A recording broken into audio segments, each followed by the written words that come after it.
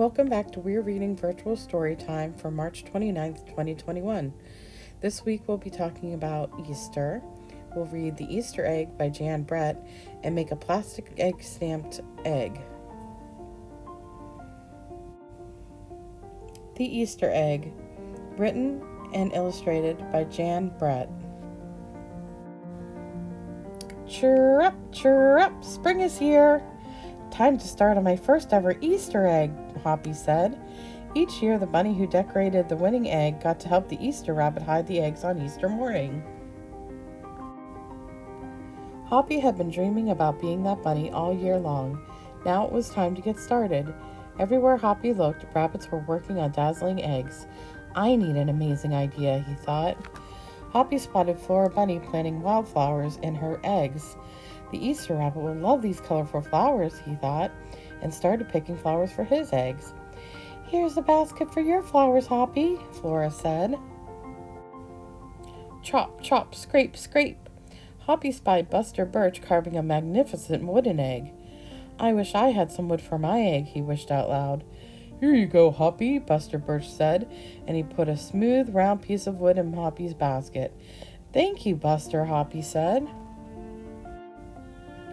Hoppy was hopping along when the smell of sweetness led him out of the woods and straight to the chocolate egg that Aunt Sassafras was decorating with creamy frosting, squiggles, and bows.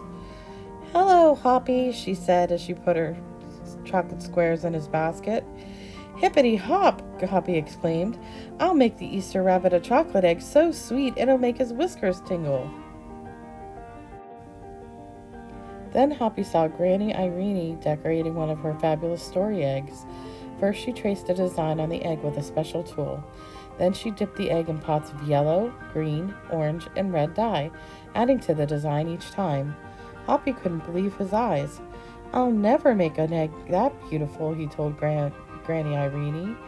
She smiled. Try, she said, giving him one of her special tools. Hoppy was hopping by Hans Vanderrabbit's garden when he spotted an extraordinary egg. Hans was painting a portrait of the Easter rabbit so real that he looked alive. Fantastic! Exclaimed Hoppy. Thank you, Hoppy, Hans said. Why don't you make a painting on your egg? He gave Hoppy pots of paint and a fine brush. As Hoppy bounced along, a loud boing nearly knocked him off his feet. It was a whirling, twirling mechanical egg. Whoa, said Hoppy. That's an unusual egg. Would you like to make one? Roberto asked. Hoppy tried hard, but the harder he tried, the more parts and pieces piled up around him. Thank you, Roberto, he sighed, but I think I better make the egg that is right for me. Hoppy hopped back to the woods and lay down under a tall tree to think. Making a beautiful egg is harder than I imagined, he thought. I guess I don't have to win. I just want to make an egg I'm proud of. Suddenly, the woods rang out with the squawking of birds sounding an alarm.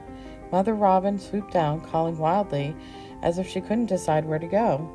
An egg had tumbled out of Mother Robin's nest. Inside the perfect blue egg was a baby robin that needed its mother to help keep it warm until it hatched. Hoppy knew what he had to do. He sat down carefully and covered the blue egg with his soft, warm fur. I'll take care of you the best I can, he whispered. Relieved, Mother Robin chirped and settled down on her other two eggs. Hoppy never left the robin's egg. If it was sunny and warm, he carefully turned the egg in the nest of moss. If it was rainy and cold, he kept the egg covered and dry. At night, wild animals passed by. Hoppy crouched down and stayed hidden in the ferns. Often he heard strange noises coming from above, but Hoppy didn't run away. Every day the rabbits worked on their eggs. Tadpoles turned into frogs, buds swelled into leaves, and Easter came closer and closer. Finally, it was time for the rabbits to take their eggs to the glen. They had forgotten all about Hoppy, who was quietly sitting on the blue egg under the tall tree in the woods. Early the next morning, the rabbits waited for the Easter rabbit. Suddenly, a beautiful wagon rolled toward them out of the mist and stopped. The Easter Bunny stepped down from the wagon and admired the decorated eggs one by one. "You have brought me the most beautiful eggs in the world, but a very special one is not here," he told them. The rabbits were puzzled. Whose egg could it be? "Fill my wagon with your wonderful eggs," he said.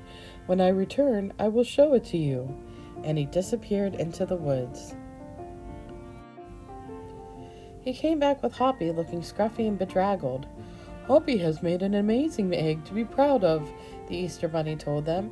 "He has kept Mother Robin's egg warm and safe until her baby bird hatched and she could take care of it."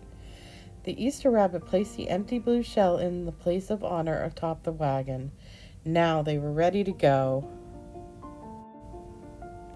The rabbits cheered for the egg that had surprised them all. "It's our best Easter ever, Hoppy!" they shouted. The brave little bunny and the Easter Rabbit rode off together to hide the eggs for girls and boys to find on Easter morning. The end. Okay, so we're going to decorate our egg. We're just going to make it with a plastic egg. You'll just break it open. The egg, I have them slightly yellow, but you can do it with white or any other color. And then I just have some bright spring colors for the paint. So all you do is dip it and stamp it. And if you stamp it with the open end, you get circles.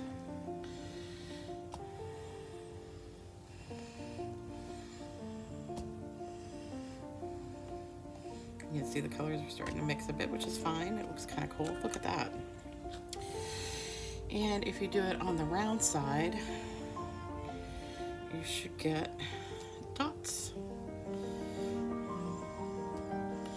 So you can make circles and polka dots all over your egg. And get funky. Now if you're gonna, you can dry off the egg in between so the colors don't mix if you don't want them to. But I don't mind. I think they look kind of fun. And then I'm going to put some more rings on around. Let's see.